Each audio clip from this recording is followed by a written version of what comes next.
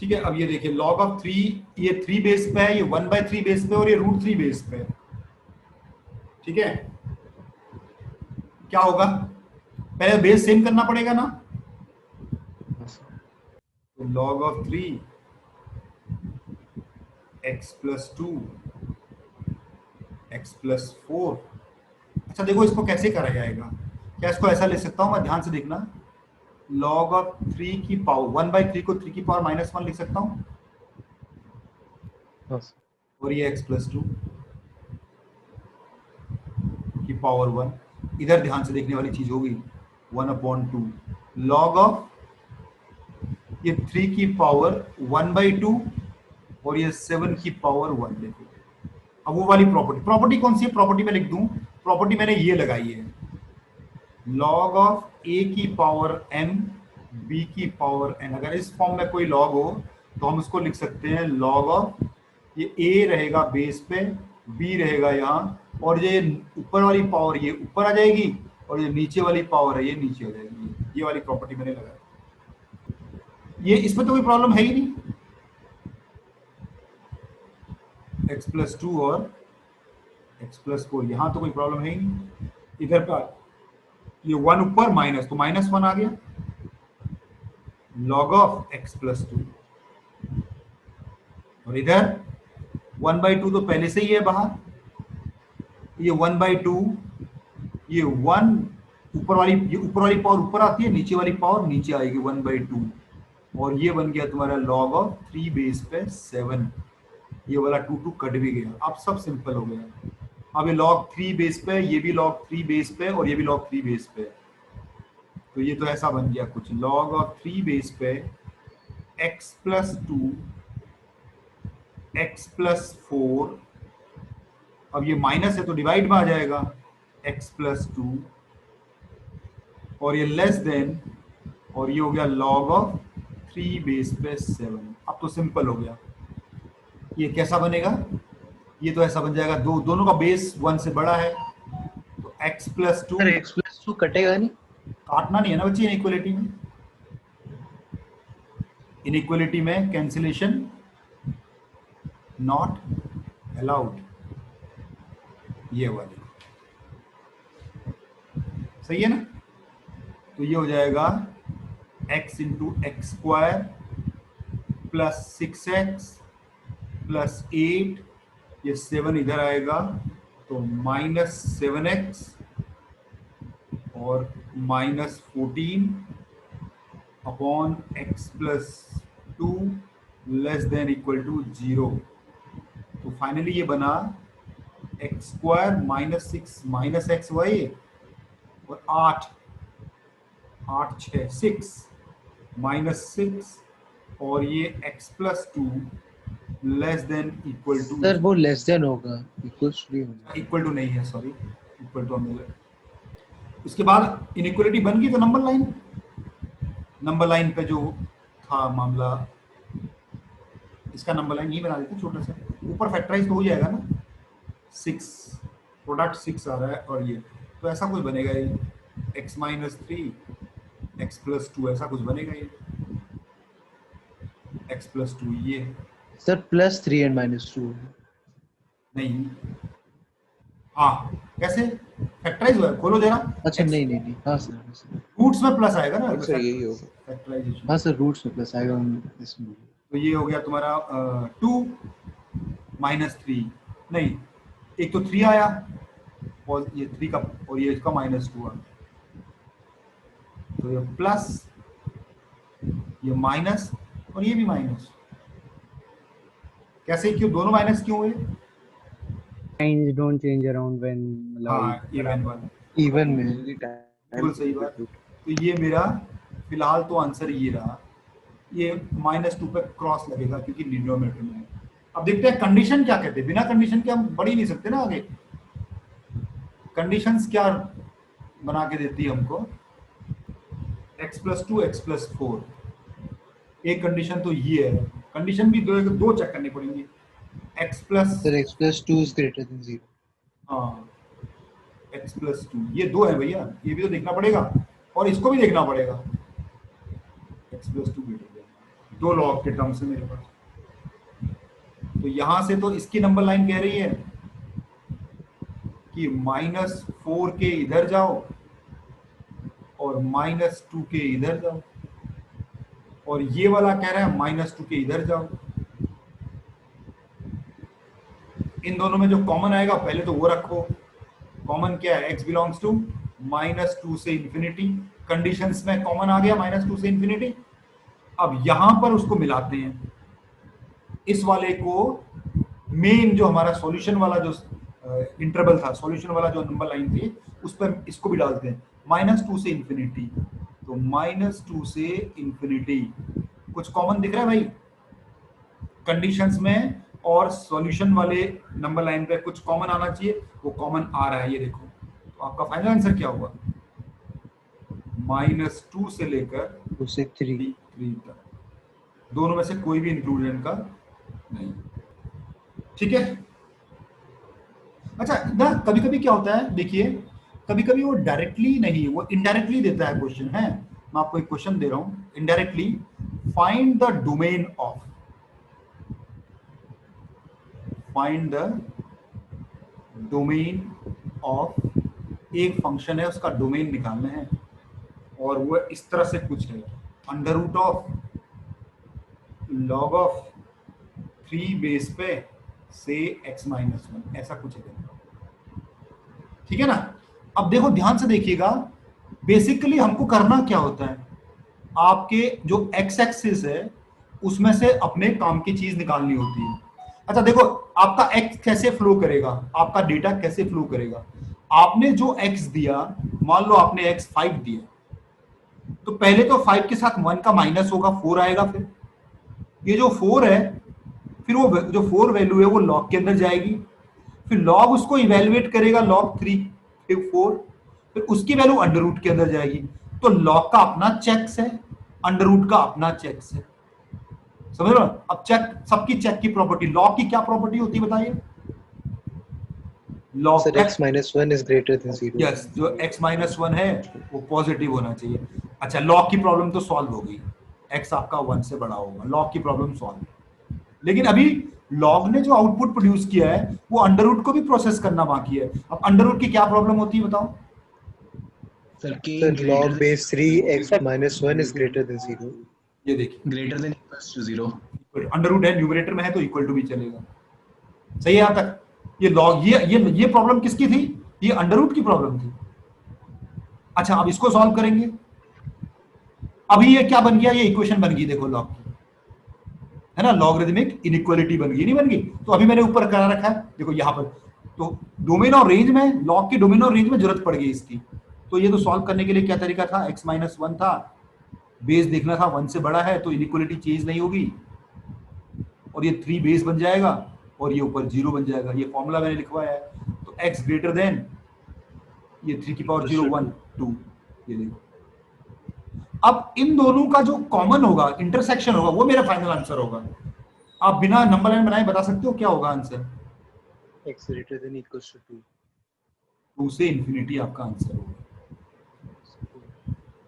सही है ना, 2 इंक्लूडेड। कैसे? अगर मान लो कंफ्यूजन हो तो कोई दिक्कत नहीं, नंबर लाइन है ना मेरे पास। हम क्या करेंगे, सारे कंडीशंस को नंबर लाइन में प्लॉट करेंगे। ये कह रहा भैया ऐसा करो, 1 के राइट में ले लो, ये कह रहा भैया नहीं 2 के राइट में लो।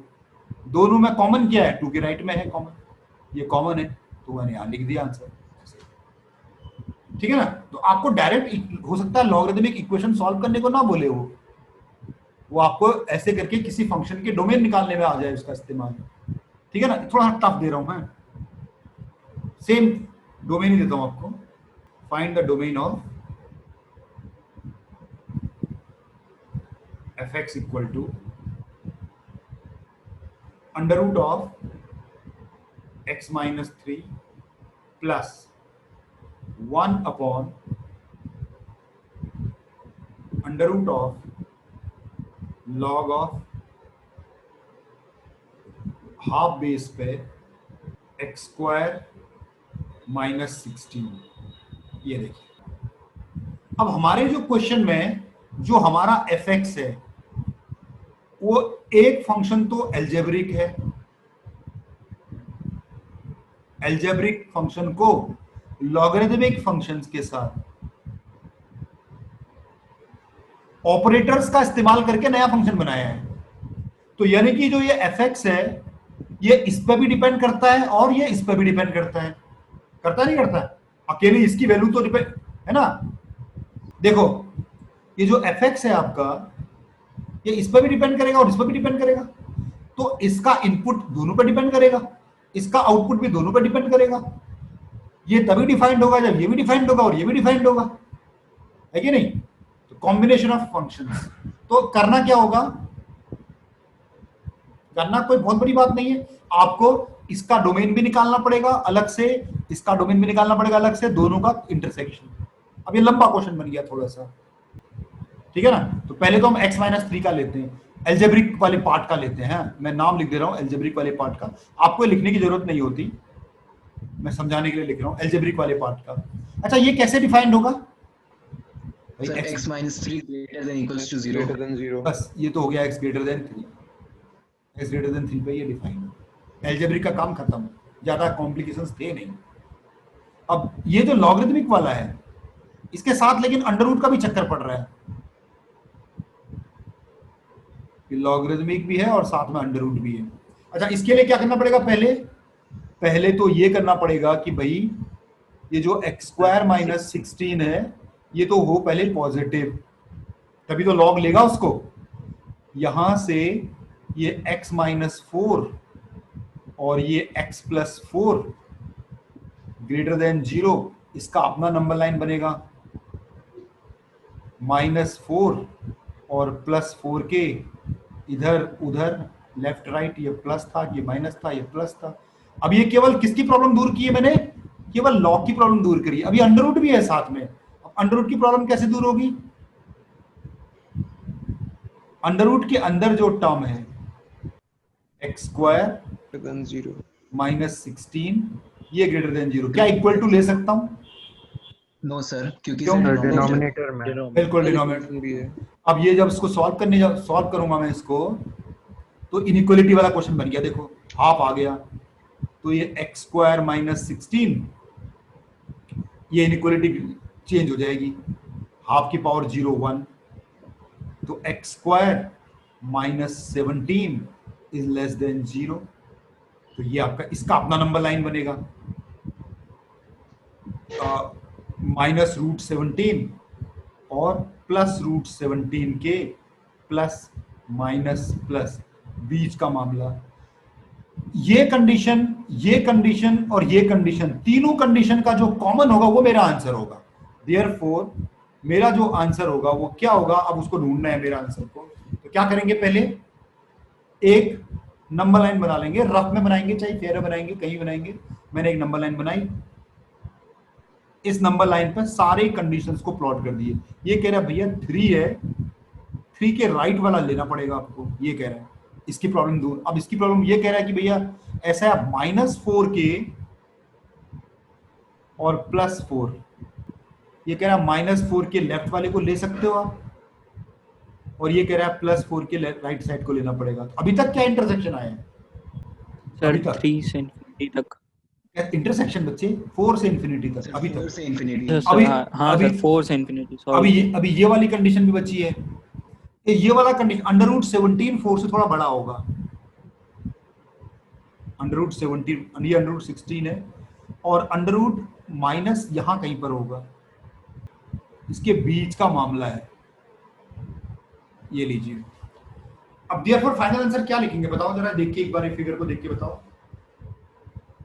Sir, 4, √17. 4, √17। बिल्कुल सही। तीनों कंडीशंस का मतलब है 3 पैरेलल लाइंस। यहाँ पर 2 पैरेलल लाइंस है नहीं, यहाँ पर 2 पैरेलल लाइंस है नहीं, ये रीजन है इसमें 3 पैरेलल लाइंस है, यहाँ पर फिर 2 पैरेलल लाइंस है। मतलब ये 2 कंडीशन को सेटिस्फाई कर रहा है, तीसरे को नहीं। ये वाला इन दोनों को सेटिस्फाई कर रहा है, इसको नहीं। मुझे तीनों को सेटिस्फाई करने वाला चाहिए, वो है 4 to 7, 4 to √17। √17 ये इंक्लूड नहीं होगा।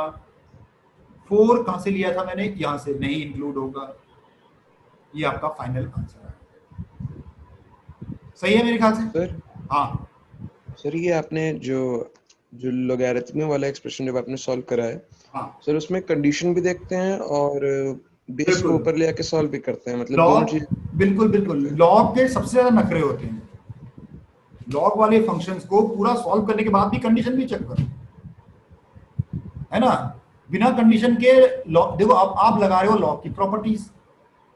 लॉग की प्रॉपर्टीज तो तभी लगा पाओगे ना जब लॉग डिफाइंड होगा, है ना। इसलिए इसे दोनों चेक करना पड़ता। बिल्कुल आपने जो बात बोली है वो 100% सही है, ऐसा ही करना पड़ेगा, ठीक है ना। तो इतना अभी हमारे लिए लॉग जानना। अब मैं कुछ प्रॉपर्टीज ऑफ लॉग आपको मैं लिखवा देता हूं, जिनको नहीं पता है। बाकी मैक्सिमम लोगों को तो पता है लग रहा है मुझे। प्रॉपर्टीज ऑफ लॉग, पहली प्रॉपर्टी तो सबको पता ही है कि लॉग ऑफ ए बेस पे x plus log of A base पे वाई, ये बन जाता है लॉग ऑफ ए बेस पे एक्स इंटू वाई। ये फॉर्मूला दोनों तरफ लगता है। इसकी भी कंडीशन है। क्या कंडीशन हो सकती है बताएगा कोई? एक्स भी पॉजिटिव होना चाहिए, वाई Y भी भी होना पॉजिटिव चाहिए। होना चाहिए, तभी ये प्रॉपर्टी काम करेगी, अदरवाइज ये प्रॉपर्टी नल एंड वॉइड है। आई बात समझ? सर बेस की भी तो होगा। बेस तो मैंने ए दे दिया ना, तो मतलब बेस डिफाइन करके दे रहा हूँ। प्रॉपर्टीज ऑफ लॉग बता रहा हूँ खाली, तो बेस डिफाइंड ही है मतलब, है ना। जब हम लोग लॉग को डिफाइन करेंगे तब बेस का ख्याल करेंगे। अब मान के चल रहे कि बेस इज वेल डिफाइंड, क्योंकि सिंपल प्रॉपर्टी जो 9 प्रॉपर्टीज हैं वो मैं लिखवा रहा हूं बस खाली आपको। लॉग ऑफ ए बेस पे x minus log of A base पे वाई, क्या बनेगा इसका formula? Log of A base पे सर एक्स बाय वाई हो जाएगा। Divided by Y. डिवाइड हो जाएगा। यहां पर भी आपको कंडीशन यही लगानी है, x greater than 0, y greater than 0। 2 property ये है।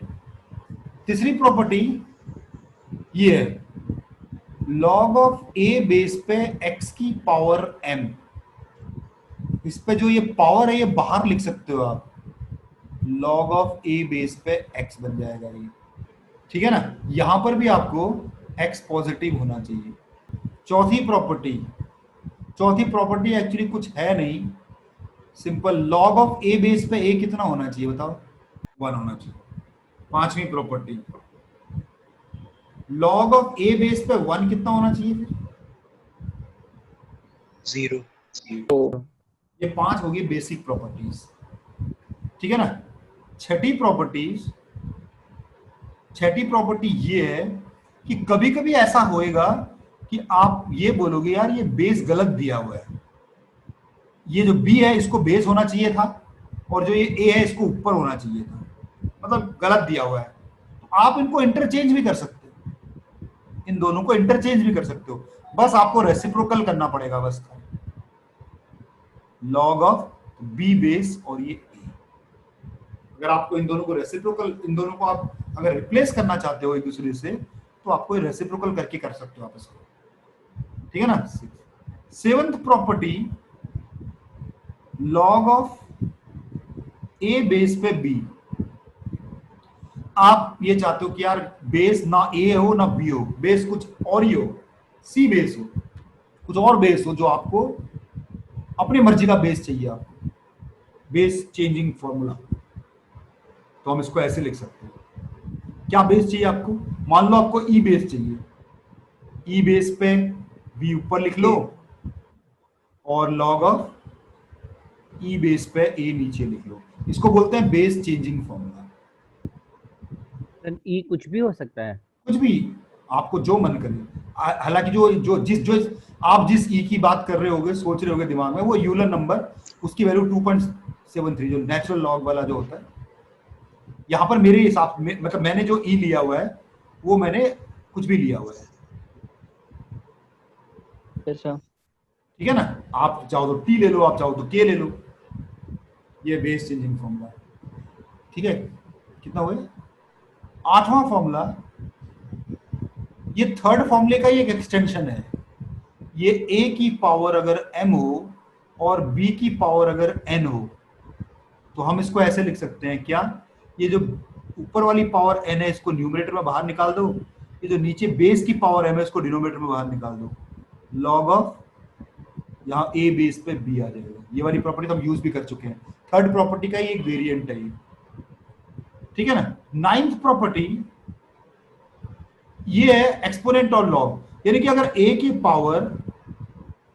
पावर पे अगर ऐसा लॉग हो, इस तरह से कोई चीज हो, अगर आप मेरा बेस a के ऊपर लॉग में पावर है और लॉग का बेस और ये बेस सेम है, तो इसको सीधे x लिख सकते हो आप। ये 9 प्रॉपर्टीज आपके लॉग की। इनमें से आप चाहोगे किसी प्रॉपर्टी को डिराइव करूं मैं? इस बताइए, कोई प्रॉपर्टी डिराइव करवाऊं? एक बार 6th वाली करा दीजिए। 7th वाली सर भी करा दीजिएगा एक बार। मतलब आप मैं जो ये मेरे ख्याल से ये सब आपको आता होगा प्रूव करना सबको, यहाँ से मैं प्रूव करवा देता हूँ, चलो ठीक है।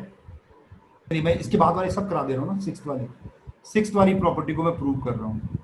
6th वाली प्रॉपर्टी थी क्या पहले? हाँ, ये वाली प्रॉपर्टी थी, लॉग ऑफ ए बेस पे बी हो। आप चाहते हो कि भैया बेस और ये अलग अलग होते, इंटरचेंज होते, तो मैं इसको रेसिप्रोकल करके बी ए ऐसा लिख सकता हूँ, ठीक है ना। तो मैं इसका प्रूफ करने जा रहा हूं।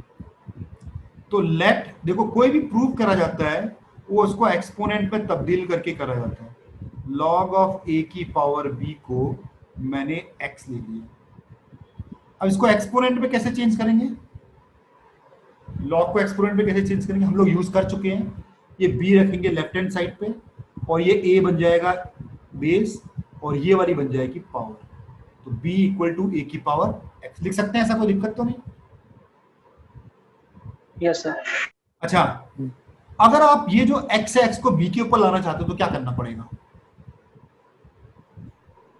ये पावर को power 1 by x equals a। b की power 1 by x equal to a। जब स्क्वायर को यहां ले आते तो अंडर रूट बनता है ना, अंडर रूट को यहां ले आते तो स्क्वायर बनता है ना। तो ये देखो वही चीज है, x को यहां लाएंगे तो 1 by x हो जाएगा।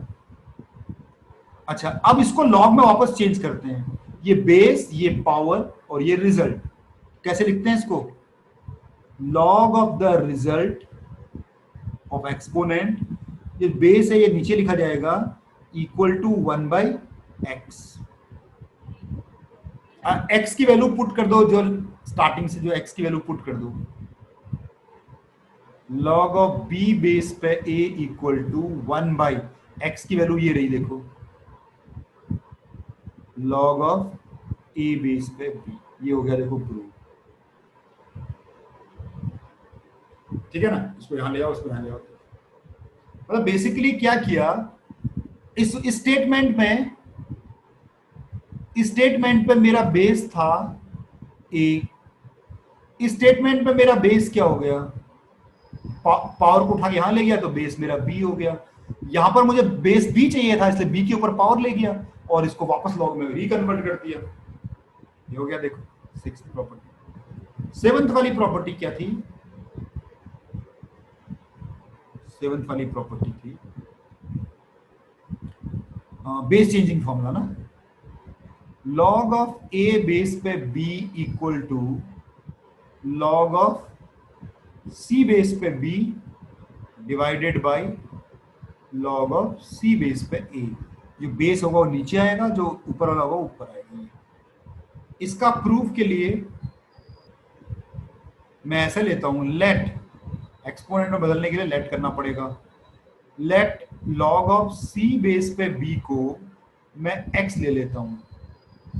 तो यहां से इसको एक्सपोनेंट में बदलेंगे तो b की वैल्यू आ जाएगी c की पावर x, और जो log of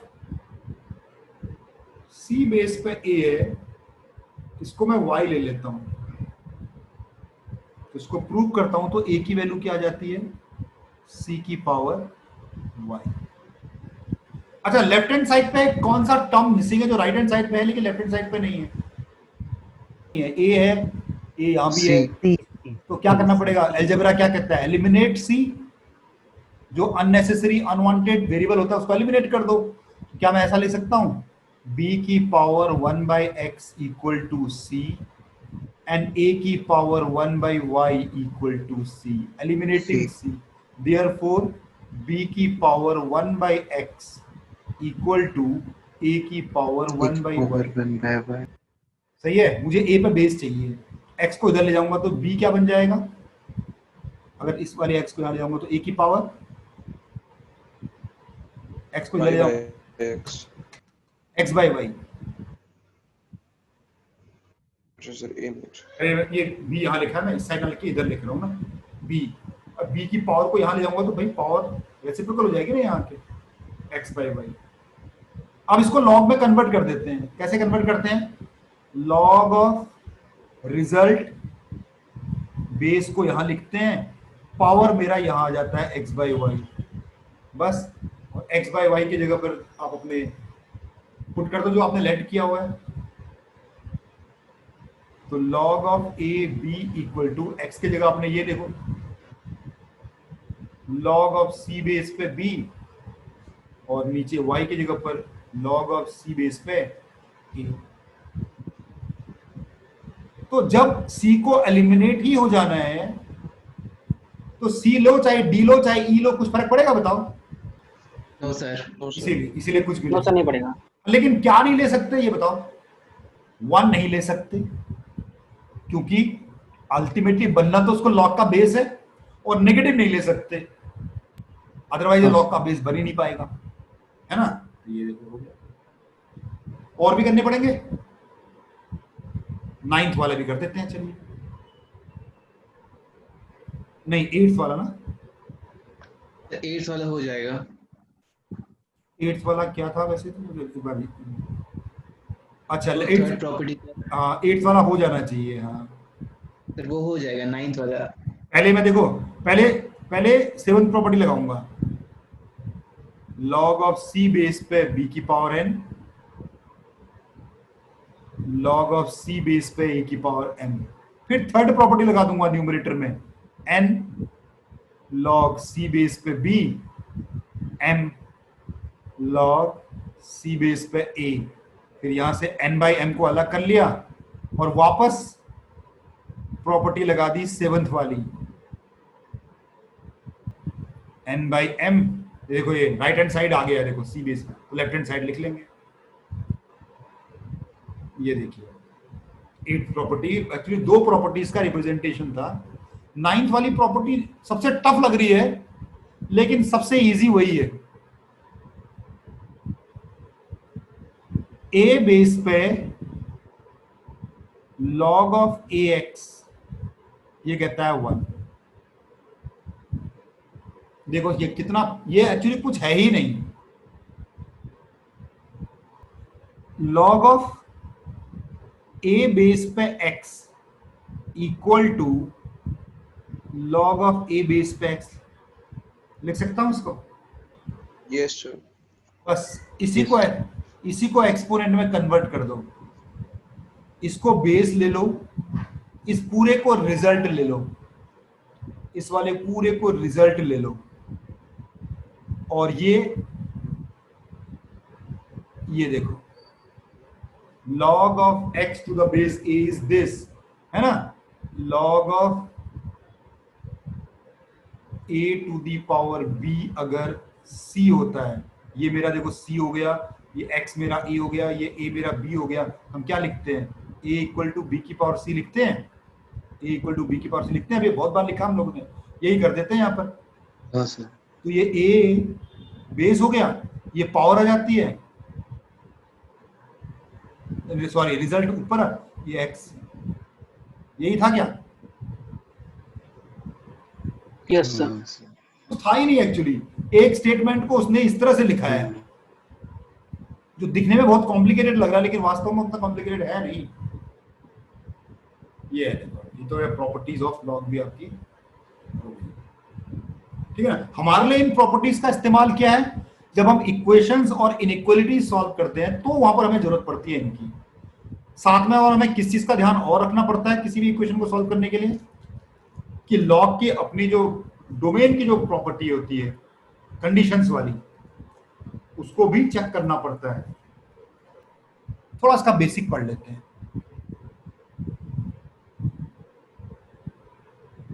greatest integer function. बहुत सारे नाम भी है इसको, हम लोग इसको बॉक्स फंक्शन भी बोलेंगे, ठीक है ना।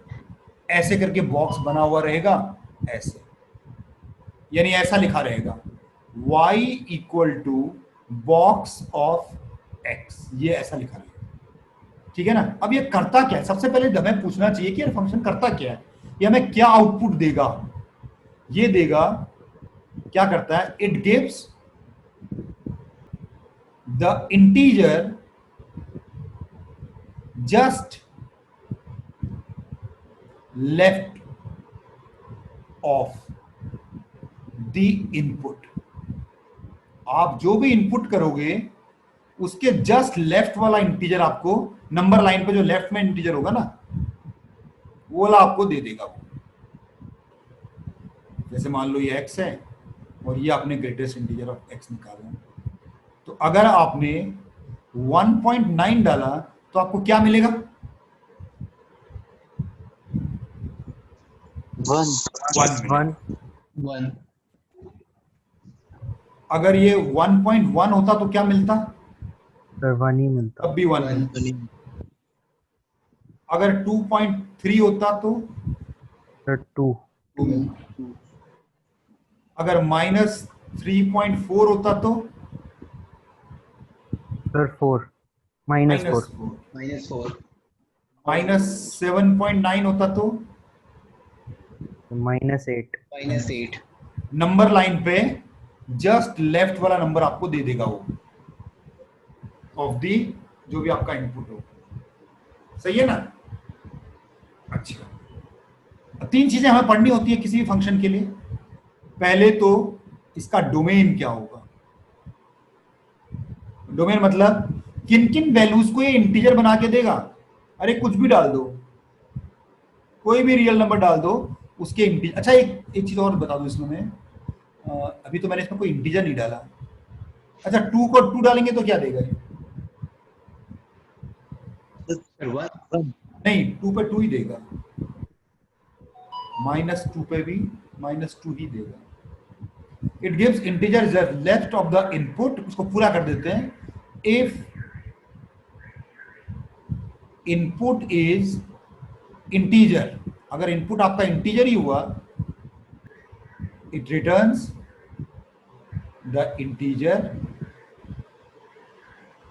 As it is. मतलब इनके साथ ये कुछ भी छेड़छाड़ नहीं करता।